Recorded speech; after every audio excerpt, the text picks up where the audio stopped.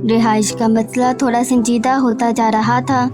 जो रिहाइश मिल रही थी वो महंगी थी, जो सस्ती थी या वो बहुत दूर थी या वो लड़कों के साथ थी, यानी लड़के लड़कियां एक ही फ्लैट में। सब उसके लिए अपनी अपनी जगह पर कोशिश कर रहे थे। वो एक दो बरतानवी, पाकिस्तानी, हिंदुस्तानी घरानों में भी गई, लेकिन वो रिहाइश भी उसकी गुंजाइश से ज़्यादा थी। वो बहुत नॉर्मल सी एक रिहाइश अफोर्ड कर सकती थी, यानी बेहद सस्ती सी, जितनी ज़्यादा सस्ती मुमकिन हो सके उतनी सस्ती, और यूनिवर्सिटी के पास भी। एक लैंड लेडी तो है, लेकिन मसला ये है कि वहाँ कम ही लोग रहने में कामयाब हो सके हैं। वहाँ जाकर देख लो, शायद तुम कामयाब हो सको। ठीक है, वहाँ भी जाकर देख लेती हूँ। उसका मुंह लटक गया। हाँ, ऐसे ही मुंह लटका लेना और वो अपना मशहूर ज़माना और आजमूदा फिक्रा ज़रूर कहना। मनहूस मारी, मुझे तो जल मर जाना चाहिए। इस बात पर वो नवाज से ज़्यादा हंसी। एक दो लड़कियां हैं जो वहाँ गई थीं, एक चंद दिन बाद ही वापस आ गई और एक ने चंद हफ्ते बाद वो घर छोड़ दिया। वो उसे शटल कॉक कह रही थी। नाम अच्छा है, शटल कॉक। कहानी आती है तुम्हें? हाँ, एक दो आती हैं। गुड, सुना है वो हर रात कहानी जरूर सुनती हैं। अच्छा, सिर्फ कहानी? मतलब किराया नहीं लेंगी? किराया तो जरूर लेंगी, साथ कहानी भी। ठीक है, मैं दो चार कहानियाँ याद करके जाती हूँ। शटलकॉक का पता लेकर वो छुट्टी वाले दिन शाम को आ गई। ये एक तो मंजिला बरतानवी तर्ज तामीर का काफी बड़ा घर था। घर के आगे सब्ज़े का काफी बड़ा किता था, जिसमें मुख्तलिफ इक़साम के पौधे और फूल लगे थे। सारी इमारत सफेद रंग की थी और व्हाइट हाउस का छोटा सा मुन्ना सा नमूना लग रही थी। अमराह को शटलकॉक का बैरूनी नज़ारा बहुत पसंद आया, बल्कि बहुत ही ज्यादा पसंद आया। अगर उसे यहाँ रख लिया जाए तो वो काफी शानदार किस्म की रिहाइश का साबित होने वाली थी। डोरबेल दी और काफी देर तक देती रही। खिड़कियों से भी झांकती रही, दरवाजा भी बजाया, लेकिन कोई बात नहीं बनी। वो दरवाजे के पास ही सीढ़ी पर बैठ गई कि शायद मालकन बाजार तक गई हूँ। कोई 20 मिनट बाद जाकर दरवाजा खुला। वो जल्दी से उठकर दरवाजे तक आई। मुझे कहानी आती है, झट कहा। सामने वाले की हंसी बारिश बनी और बरस गई। वो हल्के गुलाबी रंग की साड़ी में थी, लंबी पतली सांवली सी, काले स्याह बालों की कसकर चोटी बनाए हुए और उन्हें दाएं कंधे पर गिराए हुए। मुझे कमरा चाहिए, अंदर आ जाओ। वो हंसते हुए अंदर की तरफ बढ़ी। अमराह भी उसके पीछे चलने लगी। पाता अमराह को मालूम हुआ कि वो लैंडलेडी को शाम की चाय पिला रही थी।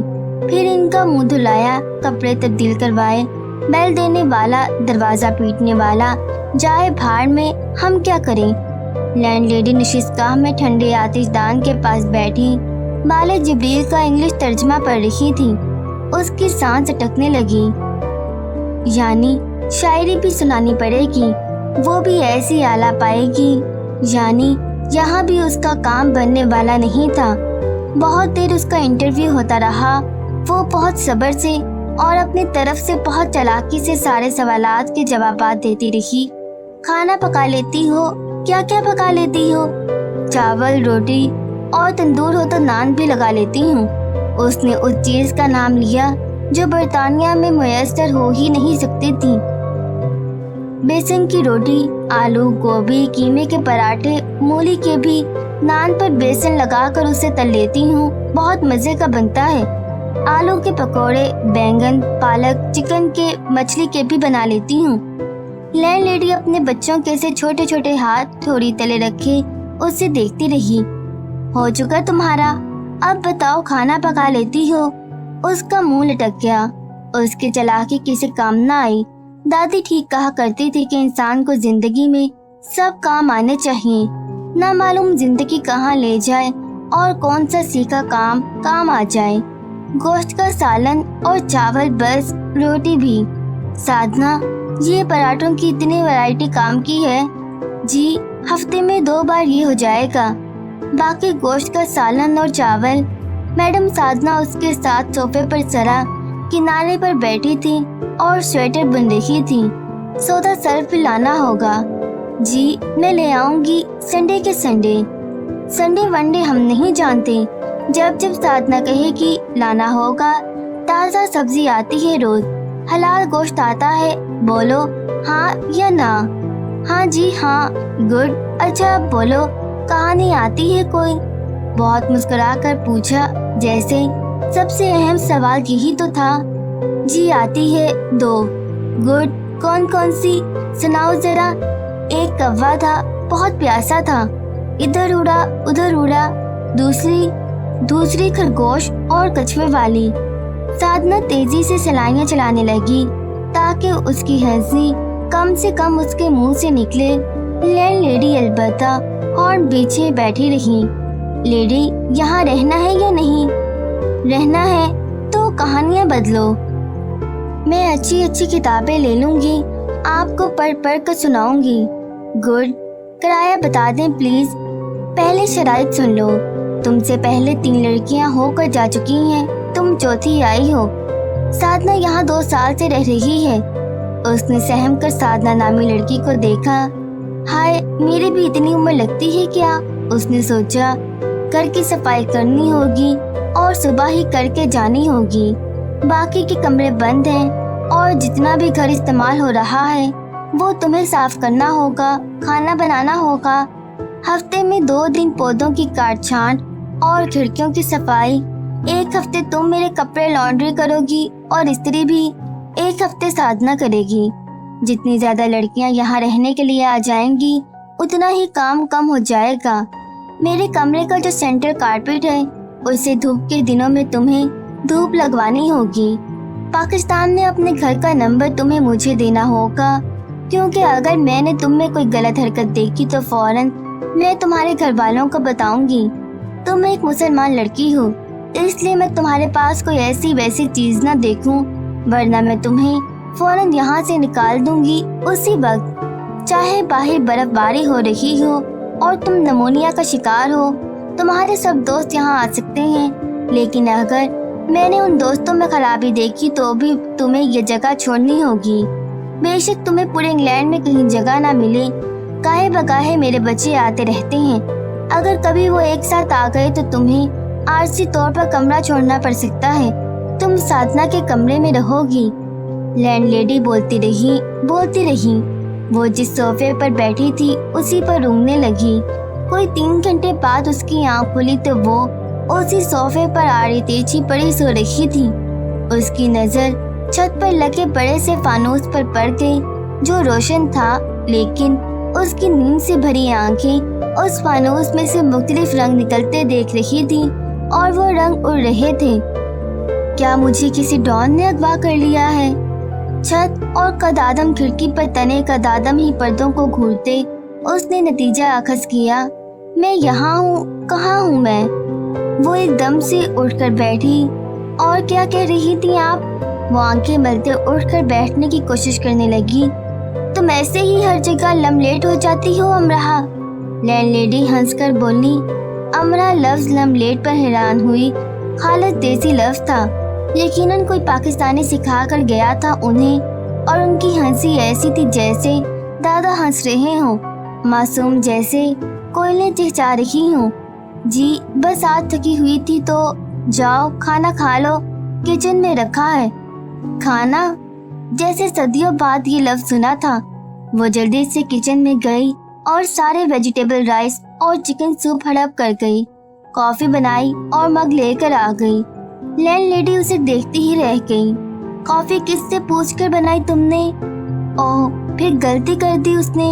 वो खामोश खड़ी दोनों खवातीन को देखती रही और मुंह लटका लिया। शक्ल पर बेचारगी ले आई। बैठ कर पी लो। लैंडलेडी ने मुस्कुराहट छुपाकर साधना की तरफ देखा कि आ गई शटलकॉक की रौनक।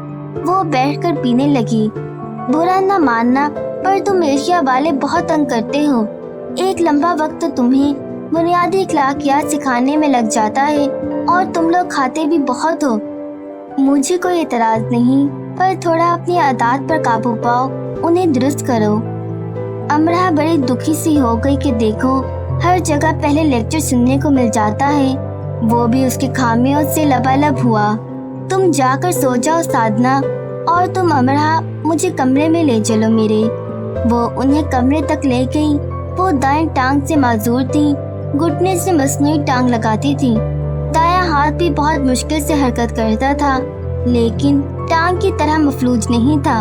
वो एक खूबसूरत खातून थी। उनकी आंखें नीली थी और नक्शो निगार ऐसे थे कि ये अंदाजा लगाने में वक्त नहीं लगता था कि जब वो जवान होंगी तो किस कदर खूबसूरत होंगी। उनकी पूरी शख्सियत उजालों का माखिज लगती थी और उन्हें देखने से दिल को इत्मीनान सा होता था। अमरा ने उन्हें उनके बेड पर लिटाया। मेरे बाल भी उतार दो।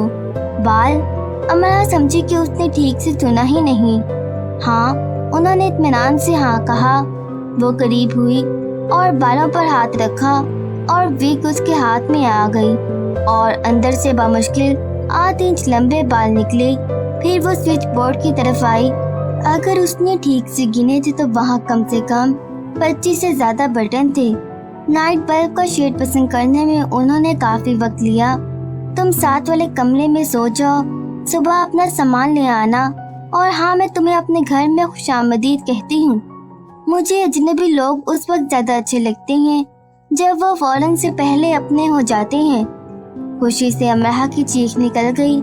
हाँ, उसे उनका अपना बनने पर कोई एतराज नहीं, इसलिए भी कि 3 वक्त के खाने के साथ उसे ये जगह बहुत सस्ती पड़ रही थी, और इसलिए भी कि ये जगह एक घर का एहसास दिला रही थी।